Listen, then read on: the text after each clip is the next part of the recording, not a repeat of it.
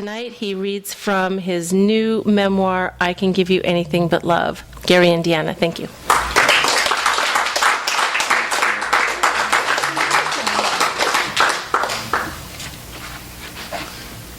I have gouache all over myself.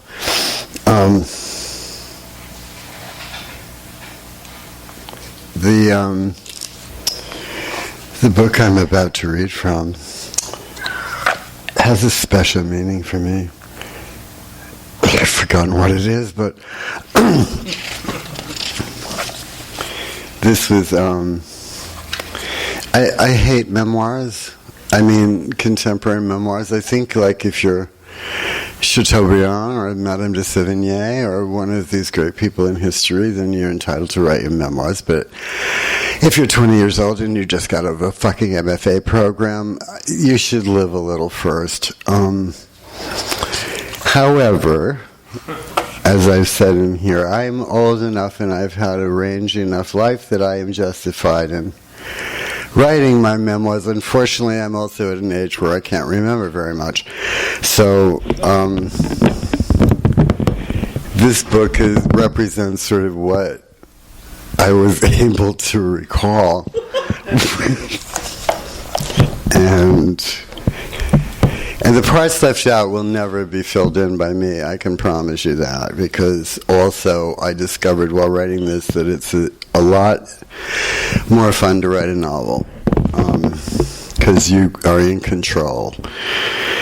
And when you're writing a novel, memory is your friend, because if you're describing a room or you're describing a character and you're trying to get that one little detail that will make people believe that you're telling the truth, then memory will bring it up for you. It will bring the memory of a piece of wallpaper or the sound of somebody's voice. But if you're writing a memoir and you try to remember something, you're not just going to remember the little detail you need, you're going to remember the whole fucking thing. And memory is not your friend. It's not your friend. Amnesia is your friend. Or anyway, it's my friend. This book is dedicated to Jerry Gorovoy, who is my best friend, and Tracy Emmett, who is my other best friend, who both helped me through a very, very, very difficult time in my life and enabled this book to happen.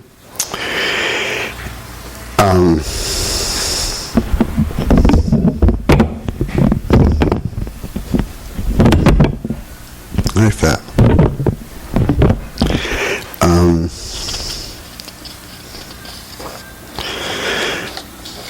And if you think I'm boring, wait till Eileen Miles gets here.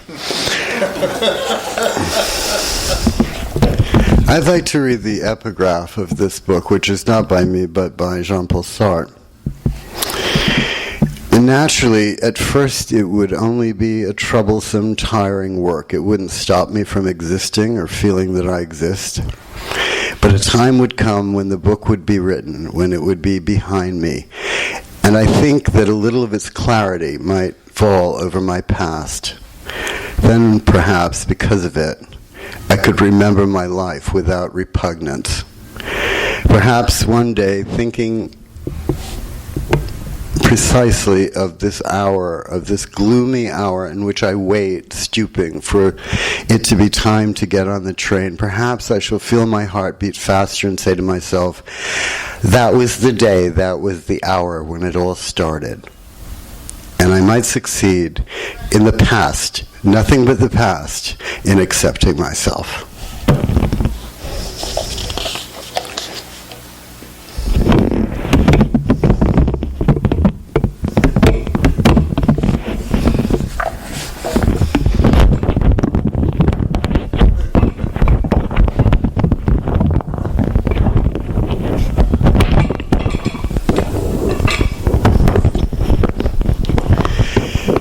In the Philippines, almost every week, someone is killed in a karaoke bar for singing My Way by someone else who doesn't like his singing.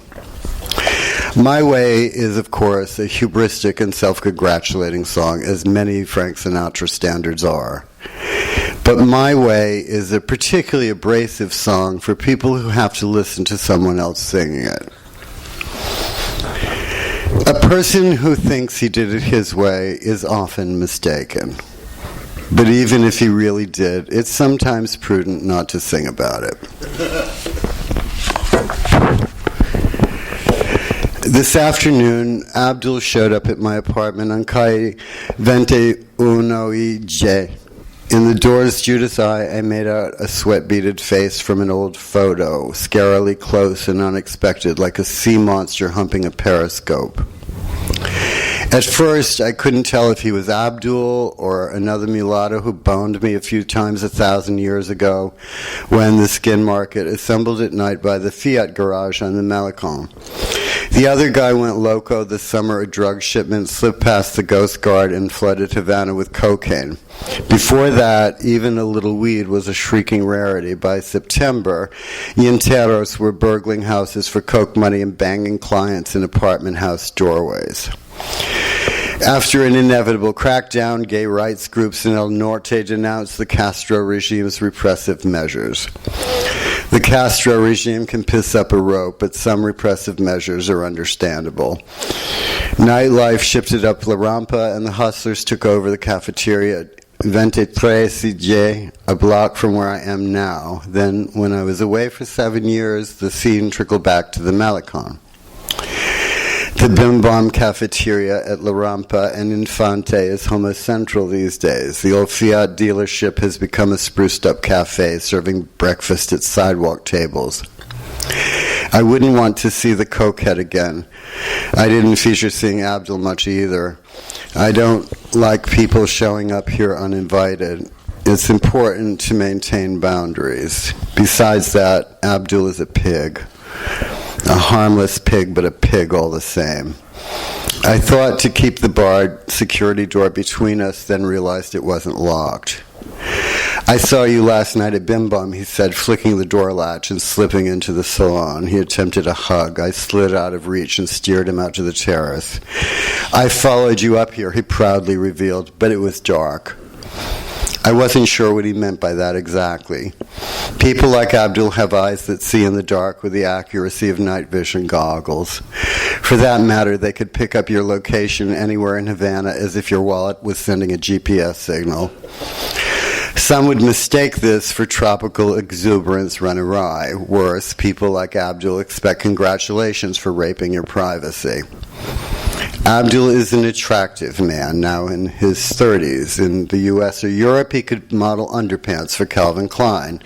There is nothing overtly crass or desperate about him.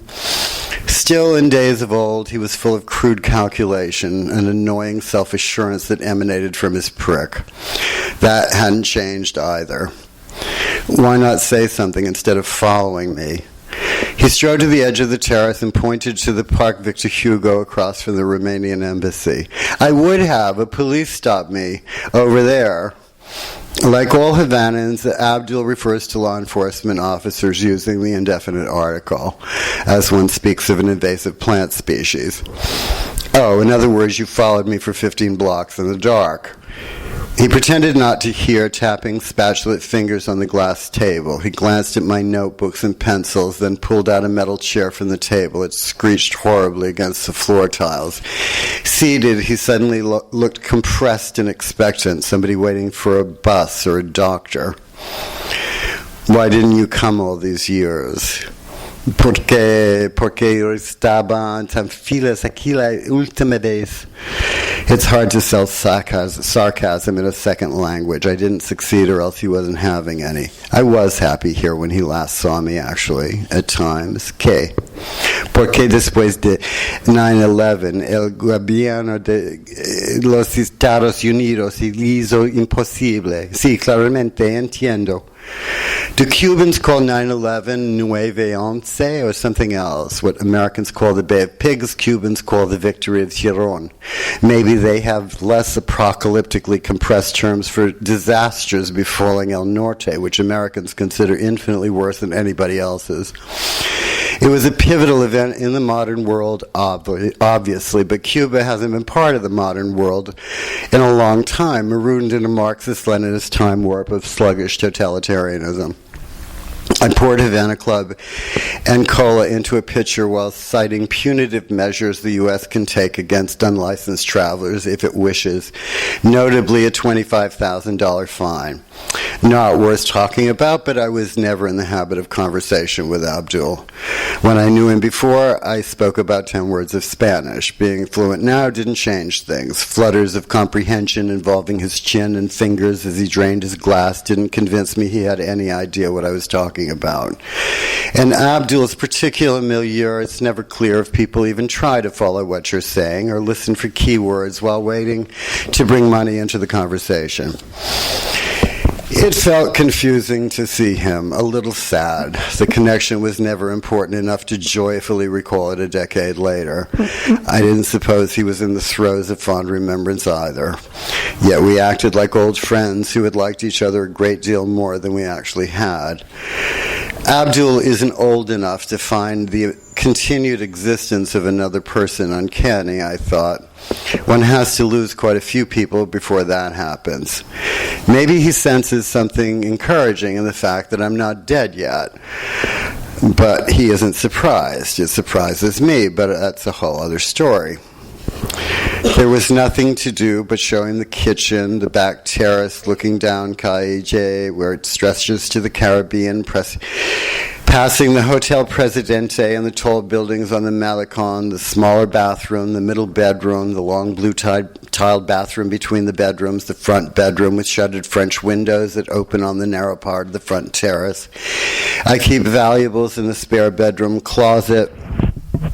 I should explain that I've been living part-time in Cuba for the past 17 years. So, I mean, if this is coming out of left field, you should be aware of that. I keep valuables in the spare bedroom closet and dresser drawers. I learned the folly of renting a flat without a locked safe room a long time ago. Abdul doesn't steal, I recalled. Out of habit, though, and in case, I told him it was a storage room, that the owner in Bogota has the key. He ogled the flat with blatant territorial lust. Everything vaguely scrubbed, swept, mopped, dusted, washed, folded, and tucked into place daily. Palatial rooms, bare-looking despite many paintings and lots of heavy mahogany furniture. An enviable residence by Havana standards, though many grander ones exist, not only in Vedado and west of here in Miramar, but even in Casablanca across the Port Tunnel, or the slummy outlying districts east of Havana Vieja like Regla and Cerro.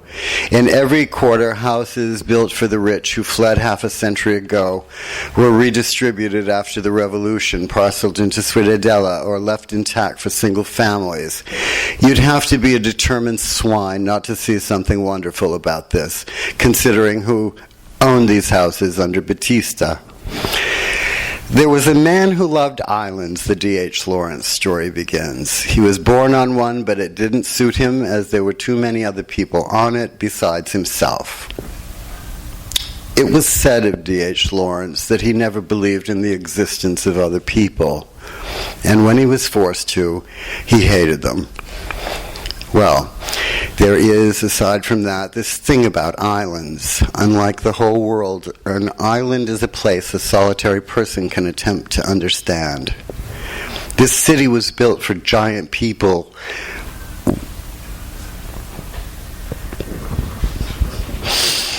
I'm sorry, I miss my boyfriend so much. With histrionic lives, the bygone lives portrayed in the Brazilian telenovelas everybody watches here, lives magnified by vertiginous ceilings and endless marble-floored rooms.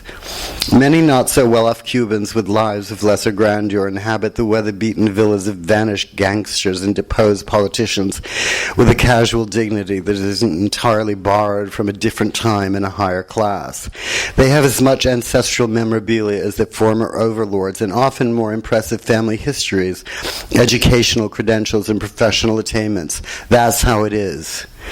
The flats in this building and the identical house beside it on Calle 21 are occupied or unoccupied by professionals who leave the island whenever they please. It's not merely the flat that's enviable, though it's nicer than when many of my friends live, but also the privilege implied by the owner's perennial absence, the working elevator, the copious unused space. At least 2 flats in this house have been empty as long as I can remember, their owners working abroad and unlikely ever to live here again. The apartment is riddled with mirrors. An absurdly huge one framed in polished mahogany in the front bedroom, smaller ones in the bathrooms, mirrored insets and cabinets, mirrors placed strategically over bureaus and dressers to primp and knot ties in, or reflect a much enacted primal scene. Alberto, who owns this flat and its twin in the adjacent building wing and another on the top floor, is a famous Cuban actor currently working in soaps shot in Colombia. A corazón abierto, la quiero a morir, milagros de amor. His old communist father occupies the flat directly overhead under the roof. He's senile. Each summer, Alberto leases the next door place to an aunt who lives in Madrid. Alberto painted the pictures on the walls. He is highly esteemed as a painter in Cuba, besides being a famous actor. I don't know what to say about these paintings, except that they look very Cuban. Because Alberto and his family enjoy gazing at themselves, their names are carved in the fieldstone half wall of the front terrace. I picture them grouped inside the largest mirror, arrayed in lace mantillas and brocade morning coats from another century or from an episode of Milagros de Amor, figures in a Sargent painting. The deflating evidence of passing time snags my attention when I pass through the rooms. Time is glacially slow in this country, but my face races on across all the mirrors en route to the eternity of nothingness behind the finish line. More or less by chance, I've ascended a few rungs of the local social ladder since my long-ago rental on Principe Street, where Ricardo and Barbara Marcet live, which is where I had the long-ago affair with Abdul, among others. I've lived in this new place sporadically for 2 years. Abdul is the only person from that earlier time I've encountered. One day I will visit Ricardo and Barbara. I know I've avoided them because Principe Street will be another mirror reminding me how days become months and months become years. I don't know what to tell Abdul about all the time gone missing, about the money I once had evaporating like steam, or the terrifying movements of clocks when you start to be old. Nueve Once had nothing to do with it, really.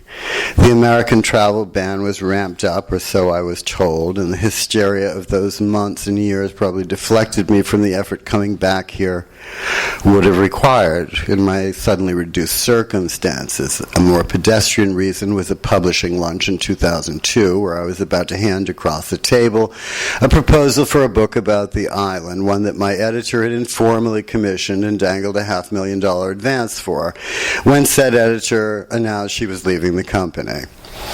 It was a decision obviously reached rather previously. Jumped or was pushed, my agent japed that afternoon. We'll never know which either. It took fantastic effrontery for her to pretend otherwise, but the betrayal itself was nothing unusual in the publishing business. After pulling the plug on my income for what turned out to be a biblical span, she dragged me to Bergdorf Goodman, where she laid out $2,000 for a handbag. This came to mind this afternoon because that luncheon, more than anything else, probably accounts for the great gap in continuity, almost a geological fissure. 7 or 8 years of spiritual grisaille commenced between the dessert flan and the custom handbag counter at Bergdorf's. After those flattening years, Havana no longer seemed the place to be, but it always has been. The city is my heart. I will never fully understand why I ever let it go. But I would have been lost trying to squeeze the missing time through the mangle of my own language, much less explain it in defective Spanish. Abdul wasn't really curious about it anyway. I want to skip ahead. This gets a little bit... It gets a little bit lugubrious.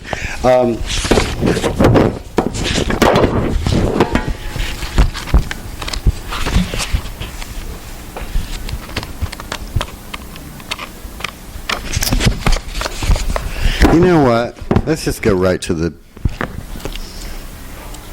chapter on Hemingway.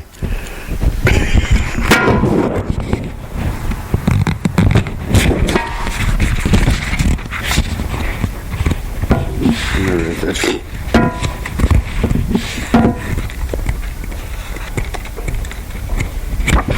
Is it at the end of the book? No. You know, you forget really quickly. Let's see. Oh, here we... No? Can anybody find that for me? It starts out with Ernest Hemingway in the first line.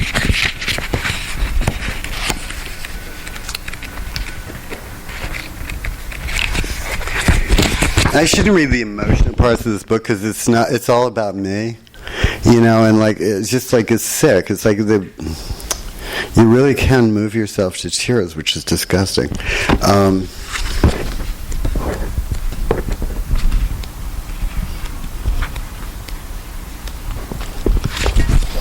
Chapter 13.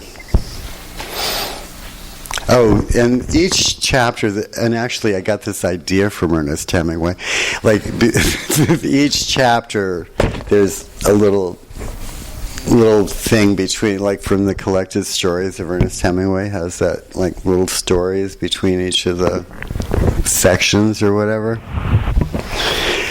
You know what? One of the few poems that I actually know by heart is by Ernest Hemingway.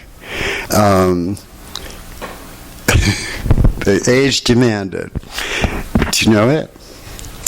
Do you know it? No? Okay, let me see if I can do it.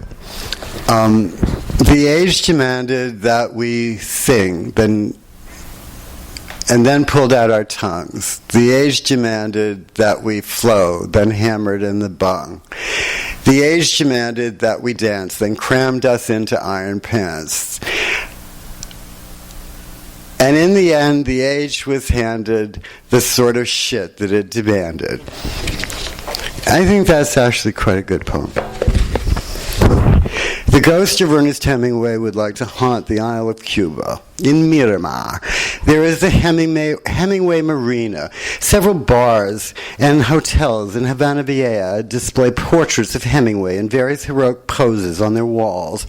A famous Hemingway daiquiri is served in many places. The flea market stalls in the parks of Céspedes have sold disintegrating paperbacks of Adios a las Armas and El Viejo y el Mar, and sometimes books by Hemingway in English in all the years I've come here.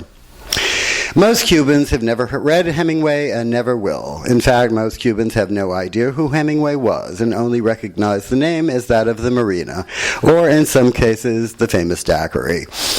The myth of Ernest Hemingway as a Cuban national idol has not enjoyed much traction since the 1960s, when Hemingway and Fidel Castro were often photographed together, smoking cigars or sharing a comradely embrace. Now that Norman Mailer has joined the shades of ancient evenings, the only American writer who still carries a torch for Ernest Hemingway is Joan Didion, upon whom the influence of Hemingway has not been entirely wonderful. The irksome repetitions and overly precious one-line paragraphs in Didion come directly out of Hemingway, and the pregnant white space he famously left around his sentences. The tough, laconic, manly men who serve as fantasy heroes in Didion's fiction have the unmistakable Hemingway touch. So do the shrieking pansies and suicidal homos she scatters through her books for spice like pineapple rings on a Christmas ham. If Didion did not have the mind of a steel trap up her sleeve, she would be Ernest Hemingway, much to the detriment of American letters. Hemingway and Marilyn Monroe are often thought of in the same breath, so to speak. They reached their zenith of celebrity and committed suicide around the same time. They embodied certain fantasies and gender stereotypes rampant in the 1950s, yet we still love Marilyn, whose genius on the screen is there to see, and her sad private story continues to move us, even when recounted by a twaddle factory in Princeton, New Jersey. Hemingway we love considerably less. His genius on the page seems ever more indiscernible as he moves ever closer to the realm of antiquary curiosity where Fanny Hurst and thousands of hula hoops have gathered dust for half a century. How did it happen? Why did the creator of Lady Brett Ashley and Jake with the Missing Testicle sink so precipitously in our regard? Hemingway is a lousy writer, a phony writer, a writer whose books are a tissue of falsehoods and moronic cliches of masculinity, a mendacious, ridiculous, deluded buffoon of a writer, intoxicated by fame to the point of writing drivel, a malicious, unscrupulous, pig-headed bully who stole any good ideas he ever had from his betters and turned those ideas into banalities, a harlequin romance novelist masquerading as a pioneer of literary modernism. But none of that has ever tarnished the esteem enjoyed by other male heterosexual American writers of Hemingway's vintage or Hemingway's sensibility in such a dramatic way. F. Scott Fitzgerald may not have been as big a prick as Hemingway, literally, if Hemingway himself can be believed, and he can't. But his books are even worse than Hemingway's, including The Great Gatsby, which is often mistaken for a great novel because it can be read in a few hours and its characters are rich people who come to a bad end. Even Charles Bukowski hasn't yet diminished in his influence, and his books are, there is no polite way of saying it, shit. As for today's standard bearers of normal love and the arduous quest involved in becoming a man, they are but pale suburban worms beside the behemoth of snowy Kilimanjaro. Perhaps it's because time has peeled away the testosterone facial mask of this endlessly posturing, preening, pathetic cheerleader of the bull ring and killer of elephants and tigers, revealing a callous sissy whom his transgendered son didn't hesitate to address as her. Perhaps it's because white space so readily suggests an absence of mental activity instead of a plenum of imminent meaning. Perhaps it's simply because daiquiris have gone out of fashion. But before we dump his collected writings into the marina with which he is so often confused, bidding good riddance to once sacred rubbish and forget about Hemingway altogether, let's remember that Hemingway left a sizable chunk of his fortune to his many cats and their successful offspring, who still enjoy a life of feline luxury in Florida. So Papa wasn't all bad after all. I think that's it.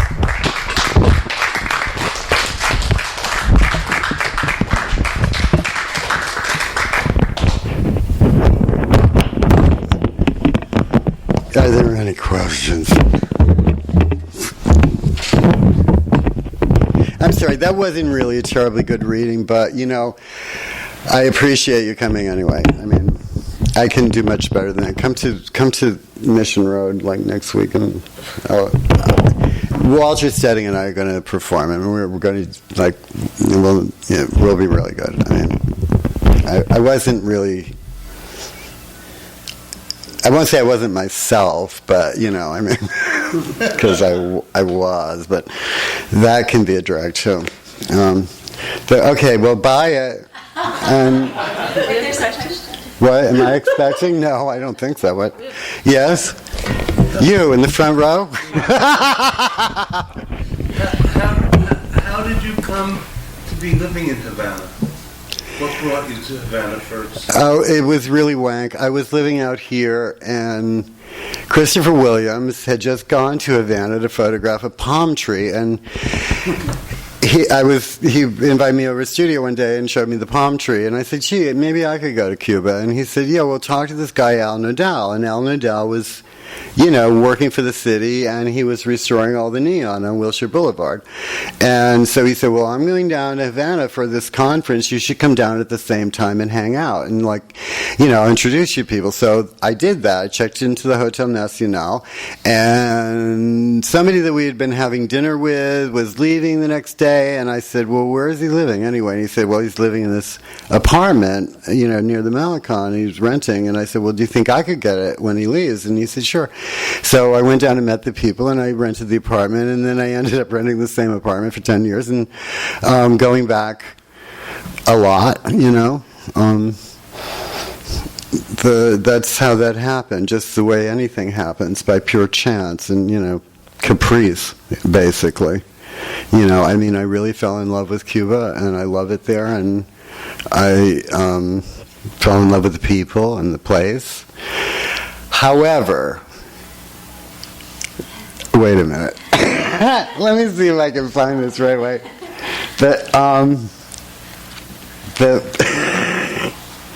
The food is horrible. It's really horrible. It's like the worst food, even in the Caribbean, which is really, awful food. But, I mean, it's really bad. I mean, there's shortages, but also my theory is that after the revolution, everybody just decided we're not cooking anything anymore. And so everybody forgot how to do it. I mean, the food is just shit. We have like a friend of mine, this Argentine friend, when we're sitting watching all these hustlers in the Malecon, we're thinking of like a tourist thing with that. You'll come for the prostitutes, but you'll stay for the food.